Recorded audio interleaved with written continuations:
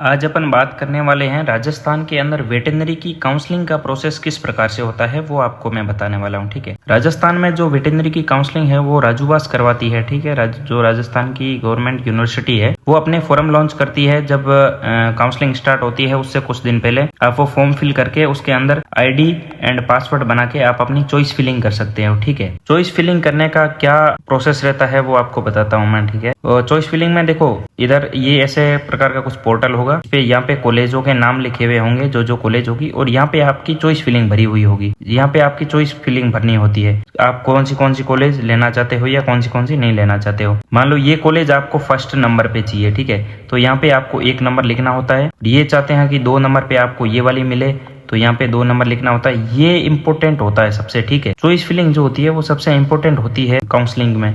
अगर इसके अंदर काफी बार ऐसा होता है कि आपको फुल गवर्नमेंट कॉलेज मिल रही होती है बट आपकी चॉइस फिलिंग सही नहीं है, जिसकी वजह से आपको सेमी गवर्नमेंट कॉलेज लेनी पड़ती है या फिर प्राइवेट की तरफ जाना पड़ता है। तो इसी चीज को हम प्रोवाइड करवाते हैं। पूरी जो भी काउंसलिंग है उसका पूरा प्रोसेस हमारी तरफ से कंडक्ट करवाया जाता है, जिसकी फीस जो है 5,000 रुपए रहती है, जिसमें हम आपको कॉलिंग सिस्टम और बेस्ट चॉइस फिलिंग और फॉर्म वगैरह जो भी होता है वो हमारी तरफ से भरा जाता है। आपको कुछ भी नहीं करना होता है। ठीक है, आप दिए गए ये जो व्हाट्सएप नंबर है इस पे काउंसलिंग कराने के लिए आप मैसेज कर सकते हो। आपको काउंसलिंग का पूरा प्रोसेस बता दिया जाएगा। तो ये रहता है काउंसलिंग का प्रोसेस। वीडियो जो भी बनाते हैं यार लाइक वगैरह कर दिया करो, ताकि हमें भी अच्छा लगता है कि वीडियो आपके काम आ रहा है, किसी जो भी देख रहे हो। देखो, सबसे पहले फॉर्म आ गया, फिर ID और पासवर्ड के थ्रू आपने अपनी चॉइस फिलिंग कर दी। चॉइस फिलिंग पे के बाद में क्या होगा, ठीक है, जैसे राजस्थान के अंदर 3 गवर्नमेंट कॉलेज है, बाकी सारी प्राइवेट कॉलेज है, वो आपने भरी हुई होगी। उसके बाद में फर्स्ट राउंड का रिजल्ट आता है। जैसे आपने चॉइस फिलिंग की, चॉइस फिलिंग के बाद में फर्स्ट राउंड का रिजल्ट आया। अगर रिजल्ट में आपको कॉलेज मिल गई है, जो आपको कॉलेज चाहिए थी वो कॉलेज मिल गई है, तो आपको रिजल्ट आएगा। उसके बाद में आपको यूनिवर्सिटी जाना होता है, वहां जाके अपने सारे डॉक्यूमेंट सबमिट करवाने होते हैं। डॉक्यूमेंट सबमिट करवाने के बाद वहां से आपको रिपोर्टिंग करनी पड़ती है कॉलेज के अंदर।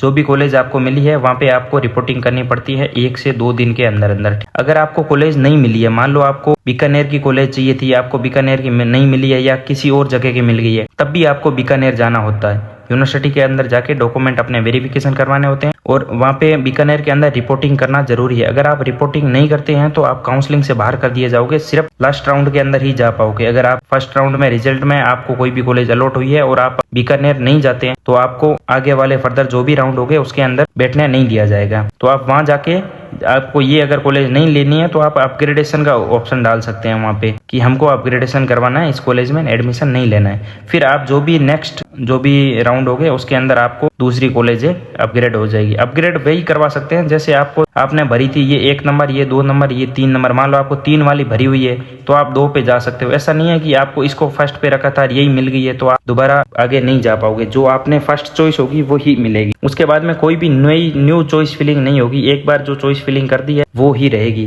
तो चॉइस फिलिंग सबसे इंपॉर्टेंट होती है, उसको ध्यान रख के करना। ठीक है, फिर आगे जो भी राउंड होंगे उसके रिजल्ट जैसे आते हैं, अगर आपको जो कॉलेज चाहिए थी वो मिल गई है तो फिर आप जा सकते हो यूनिवर्सिटी के अंदर, जाके उस कॉलेज के अंदर एडमिशन ले सकते हो। अगर नहीं मिलती है तो आपको यूनिवर्सिटी जाना पड़ेगा।